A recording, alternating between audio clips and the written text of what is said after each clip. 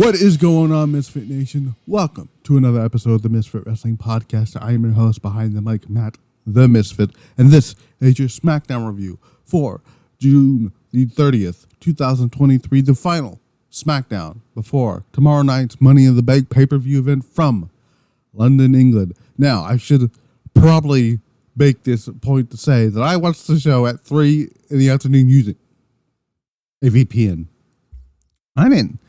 I wasn't going to wait until 8 o'clock at night to watch the show, so I watched the show via VPN.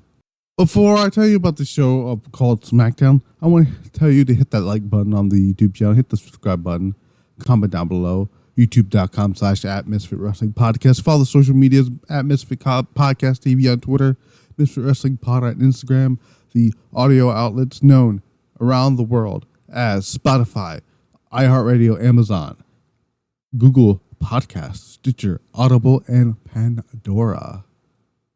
We had 2 championship matches tonight. We've seen a match that was actually there was 2 matches canceled last week that were here on tonight's show. We had the Grayson Waller effect with Logan Paul. We've seen how over LA Knight is, and we've seen something regarding the bloodline, more of that. And we kind of know what the main event is for Money in the Bank, which is hilarious that it's going on last, but it's going on for last for a very good reason.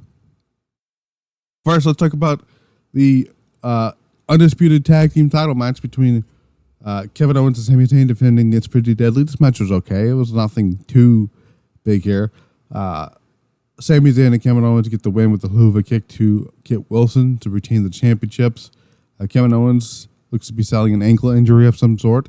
Though they didn't, Pretty Deadly, didn't get very much of a reaction as I thought they would on this show in London because they're from the UK. Didn't get in, like Pete Dunne got a bigger reaction than fucking these guys did. But the match was all right. Nothing too fancy happened with all that stuff here. Then we go to a segment that happened earlier on. Ridge Holland won the match with the piece of shit. I forget his name. Solo Sikoa. He won a match with Solo Sikoa. I can't remember his name. It blanked on me. I don't know why. But he gets a match with Austin Theory. The match was not very good. Austin Theory won with a shotgun drop kick for some reason as a finish. But the match was not very good. It was terrible. Austin Theory is fucking terrible. This is the first time I've seen Austin Theory since he lost the one triple threat match to see who fought Seth Rollins at that pay-per-view to win the world title. But man, Austin Theory's stock has fallen. Well, Austin Theory's stock was falling the moment they paired him with Vince McMahon. But him beating John Cena has done jack shit for this dude's career. Like, he beat Cena and then nothing came of it. And then I realized beating John Cena in 2023 means nothing. It hasn't meant anything because there's people since then has beaten John Cena. Bray Wyatt and AJ Styles being among the few of them that meant, well, AJ Styles became WWE champion after beating Cena. Also did Bray Wyatt, but Bray Wyatt's career kind of went downhill from there. It was already going downhill, but it kept going downhill even more. That's either here or there. After the match, Austin Theory began to keep beating down on Ridge Holland. Sheamus comes out of the ring, makes the save, so it looks like we may be heading into a Sheamus, Austin Theory thing. Who the fuck cares? Because my interest in Sheamus winning a mid-card title is gone now because the guy who should be beating for a mid-card title is over on Raw. So I don't care. Then we got more of this crap with the bloodline. They keep showing. I'm at the point where I no longer want to see 700 different video packages for the same fucking storyline that I've seen for 3 months. Bayley defeated Shotzi to retain her spot in Money in the Bank via help from Io Sky. London cheering that Bayley chant, which, if I'm being honest, I don't really like it. I was never a fan of the Bayley chant. Especially here, because to me it distracted from the entire thing. They only cared about that. But I don't know. And after the match, Io and Bayley beat the crap out of Shotzi, and they cut her hair. Interesting fact about Io Sky, which is very interesting to me. Io Sky is the only one wrestling tomorrow, did a meet and greet, and is not doing media appearances. Like, meaning she's not doing media interviews, she's not doing any other meet and greets, anything like that. And usually the person who's winning the match doesn't really. Okay, I'm gonna rephrase that. Usually the person winning Money in the Bank, because they did this with Liv Morgan last year, don't do media appearances, to my knowledge. But it's just very, very interesting here. Grayson Waller effect. This was a thing. This was just let down with LA Knight coming in here. Massive pop for him. Basically calling himself the Guevara, whatever the fuck that means. I don't know what it means, but it sounded cool. And he says, if you ain't listening to these fans here, whose game is it? LA Knight's game. Yeah, is what he said. Talk shit about the stupid manager stuff, shit, whatever. At least he's not filming videos for 14-year-old girls. Santos Escobar comes out, says the same stupid shit he said last week. I think it was last week. Was it last week? It was either last week or this past week on Monday. I don't remember. Anyways, like, he don't care. I don't care. Santos Escobar, I thought was going to be like the superstar that they're looking for the Latinos, but it's not working. He's not connecting with the fans, unfortunately. And this is a real shame. Again, and it's not his fault. It's Triple H's fault. It's Triple H and Vince McMahon, because I'm blaming Vince too, because he's still part of the creative process. Pete Dunne comes out here, and he just beats the shit out of Logan Paul, which was funny to see. Pete Dunne defeated Santos Escobar and LA Knight. Pete Dunne pinned Escobar to get the win here. After the match, by the way, Bruiserweight chants broke out, and Dunne was able to hit the bitter end for the win. That was not meant to rhyme, but it did. After the match, Pete Dunne grabs the ladder, climbs it. LA Knight, all that stuff here. Logan Paul tries to do some stuff here, and Pete Dunne throws him out to the ring. He grabs the briefcase and he's posing with the briefcase. Obviously, Pete Dunne was never going to win the briefcase, but it was a nice visual. And he will hopefully be coming out as Pete Dunne tomorrow instead of staying as Butch. This next match was awful. Charlotte Flair, Asuka, almost Raw Women's title, a women's championship match. First of all, Charlotte comes out here, this is me watching the show live. Charlotte comes out. No one cared. Like, not a single person gave a shit about her when she came out. Like you could hear a pit. If I drop this quarter I have, right? Like, you can hear, I don't know if you heard it, but you could hear that drop in the entire arena. That's how quiet it was. Asuka comes out. She gets a positive pop reaction, because they're never booing Asuka. Just Triple H and Vince gotta accept it.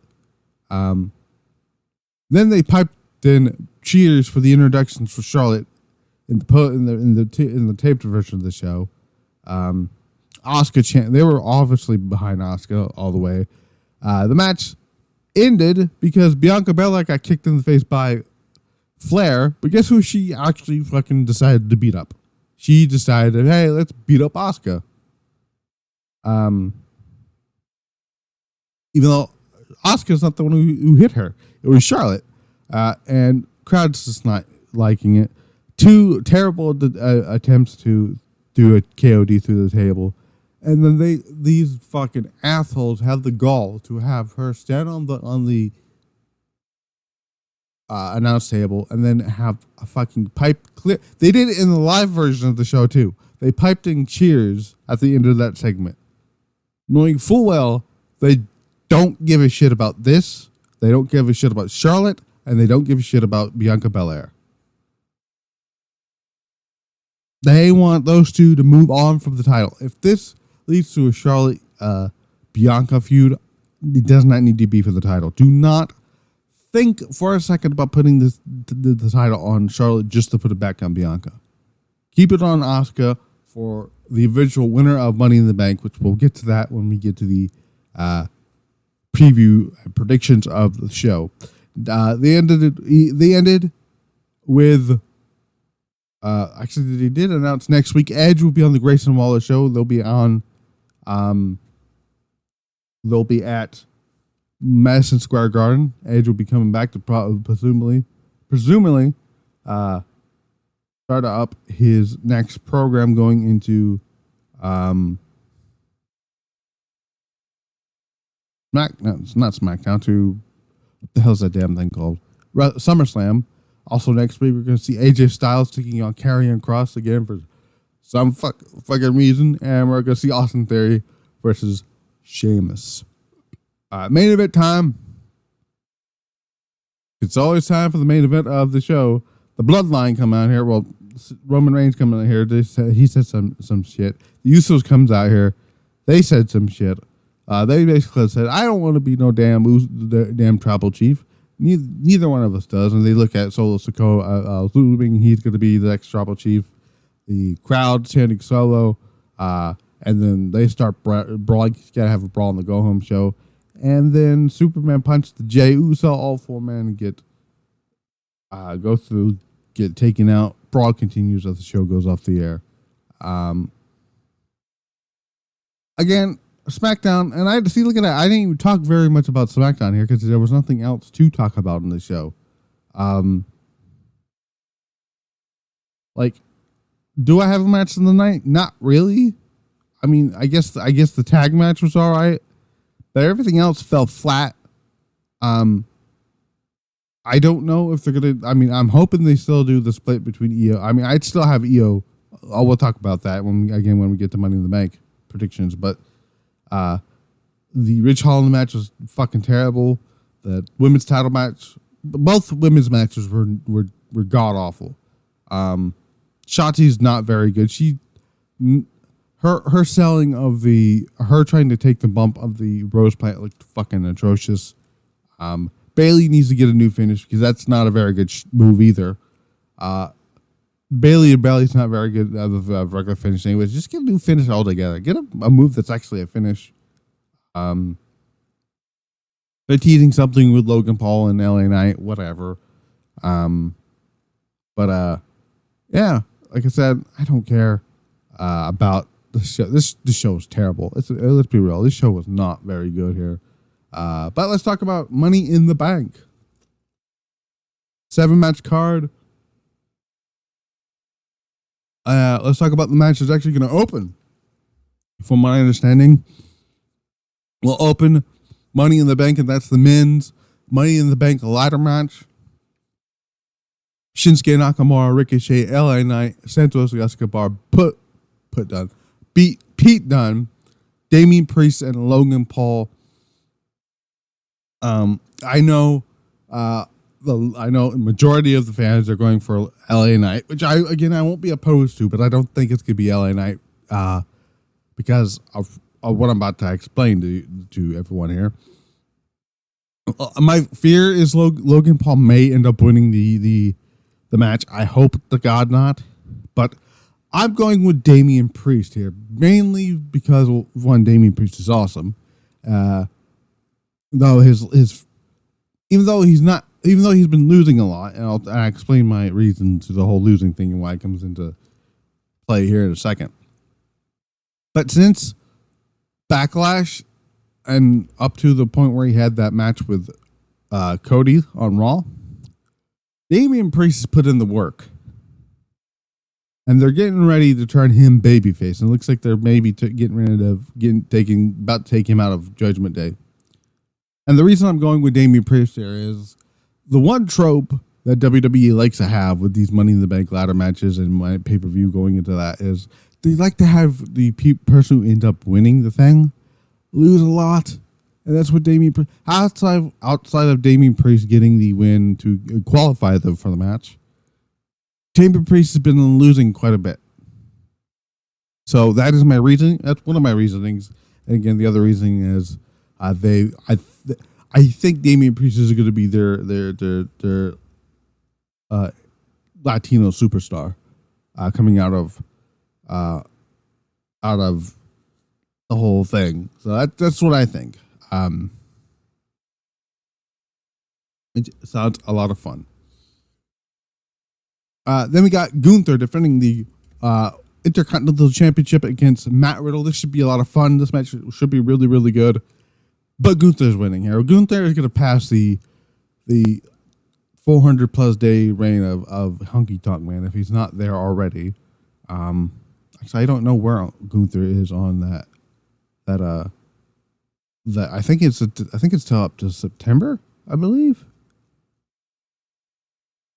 Let me look here. Let me look here because I want to. Gunther is currently almost to 400 plus days as champion here. Which should be a lot of fun. I think so. Let me look here. Gunther is currently 385 days as champion. He will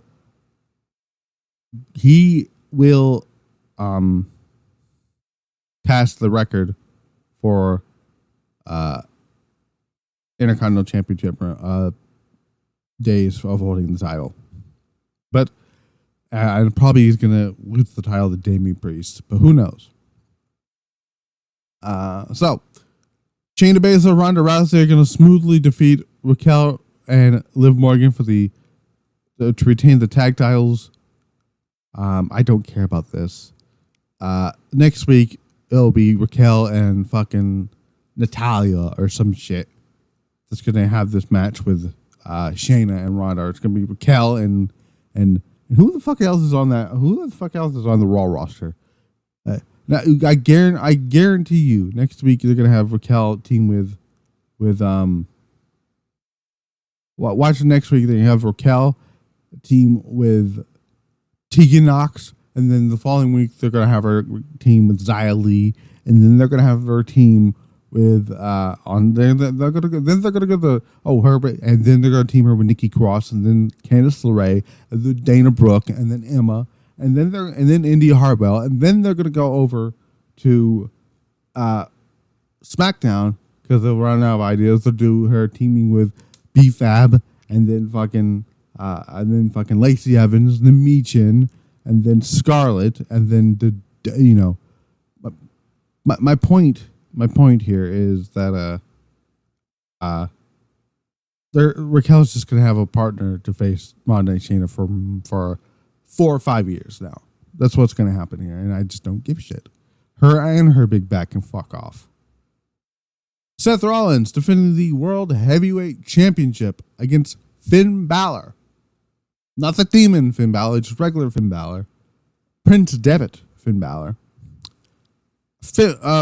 I would love to see Finn Balor win this. I would love to see Balor get a proper run on the main roster as world champion because he never got that chance because he got hurt.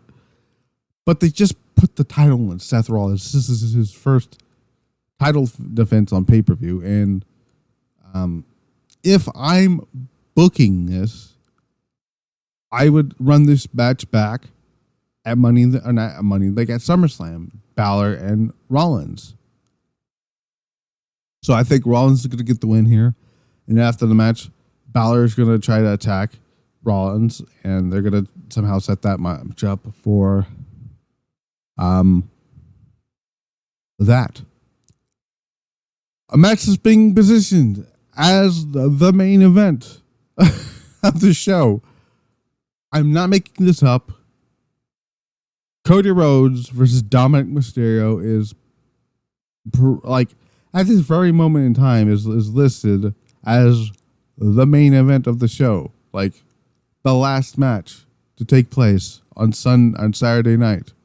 I don't want it to, because it'd be hilarious. But actually I kind of want to just because it'd be hilarious. I'm going to go with Dominic Mysterio to win and beat Cody Rhodes here.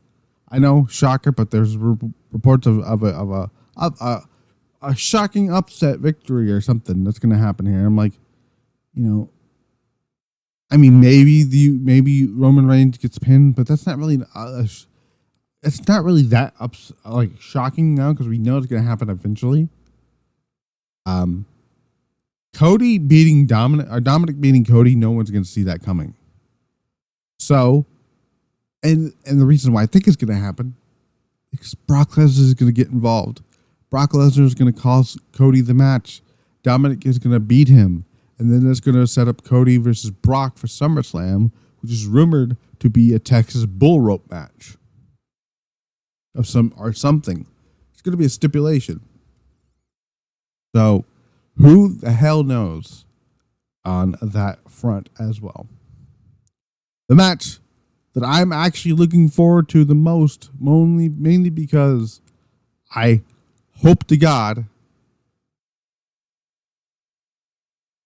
I'm just going to come out and say it right now, Io Sky is going to win the Money in the Bank briefcase.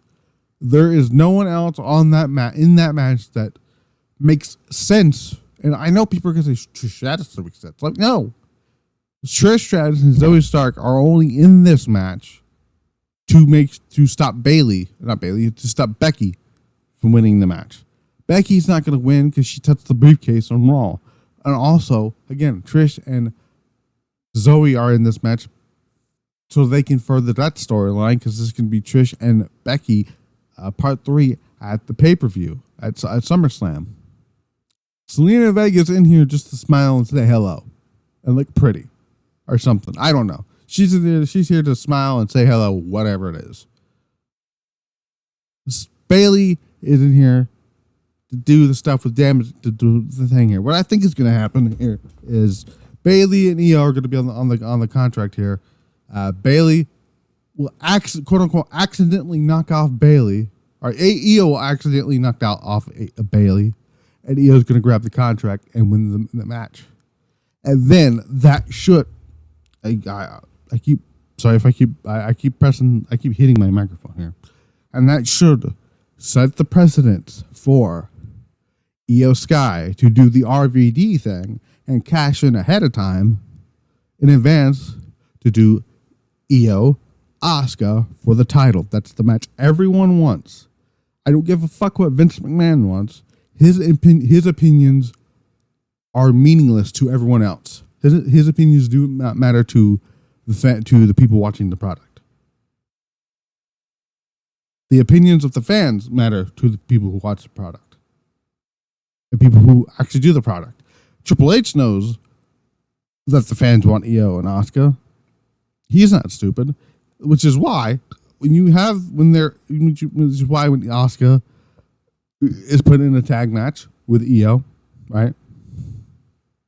Or in the War Games match like last year, actually they weren't even in the same match together at the Royal Rumble. X that off there.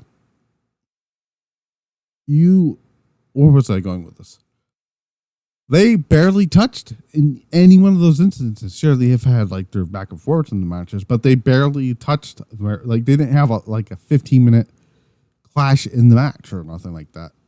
They only spent like a minute and a half, not even a minute, maybe 55 seconds together.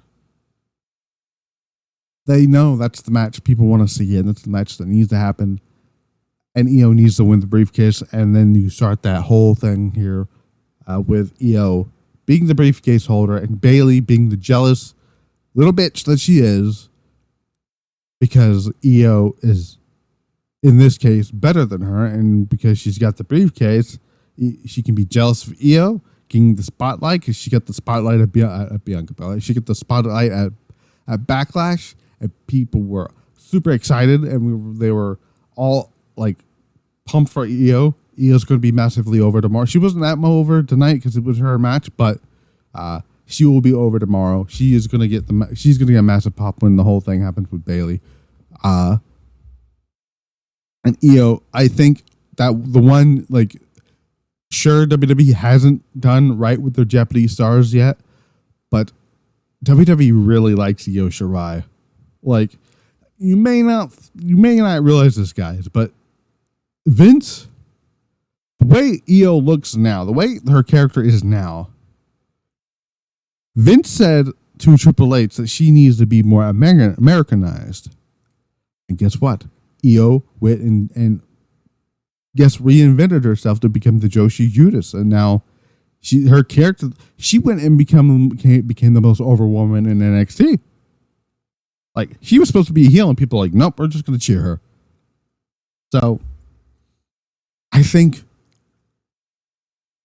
believe it or not, I think Io's going to be the real first successful, like, actual successfully booked, maybe booked, Japanese talent that they're going to take seriously here. I mean, sure, they got Asuka, but they really haven't treated Asuka as much of it as a big deal. They play her up like she's a big deal, but they haven't really treated her as a big deal. And I hope that changes when Io wins the briefcase, because then they can do the whole thing, right? They can play off. I don't even give a shit that that neither one can speak English very well. You can have them two play off of the fact that, Io didn't like, or Asuka didn't like where Io came from. Asuka didn't like Stardom and all that stuff. You can play off of that, and it'll be great.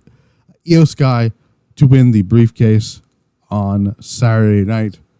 Also, speaking of which, they kind of played up, because WWE knows what the fans were wanting here. So they did a Mag Faction card thing for 2K23 following the Bayley match with Io Sky and LA Knight on there. So they know. They're listening. But yeah, Io Sky to get the victory here tomorrow at Money in the Bank. What, in my opinion, should actually be the main event. Well, to be fair, I think Rollins Balor should be the main event, but it's not going to be. This other match should also be the main event, but it's not. Roman Reigns and Solo Sikoa to take on the Usos. Roman Reigns versus Jey Uso is the plan. It seems to be the direction they're going in for SummerSlam, because they don't have anybody else lined up. They would have had Cody Rhodes, but they decided not to put the fucking title on Cody. That gets me hot every time. Anyway, this one's a little tough because, like, with the same thing with the men's Money in the Bank. I mean, I can immediately take out Santos Escobar, not LA Knight, Ricochet, and Pete Dunne as possible winners here. Nakamura has a chance to win Money in the Bank, based on how they've booked him now. Because since he's come back, he's become more motivated, and he's like, reminds me of NXT Shinsuke, which is great. LA Knight's over. LA Knight's like one of the most popular guys on the in that match now. Logan Paul's there for name brand, but they could absolutely have him win it. And same with Damian Priest. He's there to like LA Knight. He's getting over, and he's been booked very fucking well, even though he's been losing a lot. But he's been booked very. He doesn't really take very much pinfalls in his tag matches either, I've noticed. With the women, there really is no one else but Io Sky. I mean, Bayley, not Bayley. Becky Lynch could, but Becky doesn't need it. Becky's like Charlotte. She has her own Money in the Bank briefcase. She can just go and ask for one. She's Becky Lynch. Same thing with Trish Stratus. She can just go and ask for one. She's Trish Stratus. Bayley, same thing. She's Bayley. She can just go ask for one. Zoe Stark is new. She doesn't need it right now. She just got to the main roster. Though then again, Austin Theory actually had been on the main roster since 2020, so that doesn't make sense. But Zoe Stark literally just got to the main roster. You do not need to put a rocket to her that fucking quickly. Selena Vega like I said, is just there.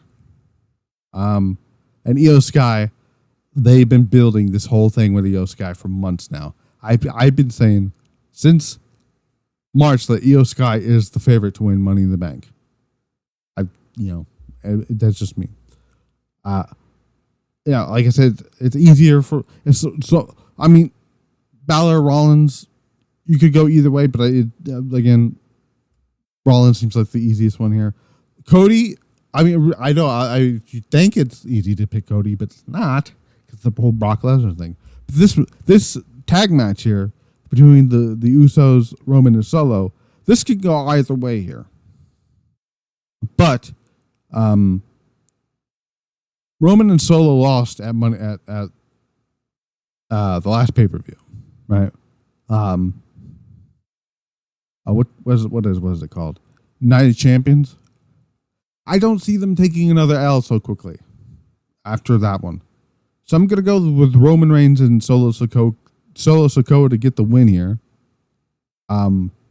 Which is gonna later set up for Jey Uso to challenge Roman Reigns, and that even though I don't think Roman's gonna lose the title to Jey at SummerSlam, because again, still should be Cody. I think that's when Solo turns on Roman at SummerSlam. But who knows? But I'm still going to go with Roman Reigns and Solo Sikoa to get the win here. And those are my previews and predictions for Money in the Bank. I will see you guys. I'm going to try to figure out how I'm going to do that review tomorrow. So here's what I'm going to do. Okay. Unfortunately, I will not do. All right. So here's how it's going to work. So I'm going to try to figure out how I'm going to do Collision and then probably do Money in the Bank. I'm going to figure that out. I'll let you guys know on the Twitters, Twitter Machine, Misfit Podcast TV, and tell you how I will get all that done here. But until then, I will see you guys tomorrow for Money in the Bank somehow, some way, and then later on that night for Collision. Like I said, nothing. SmackDown was really not a noteworthy show. Let's be real. This show was not very noteworthy outside of the fact that Dominic and Cody is going to main event, supposedly. But yeah, I've been Matt the Misfit. This has been the Misfit Wrestling Podcast. All the links into the audio places are in the description down below. Until then, we're out.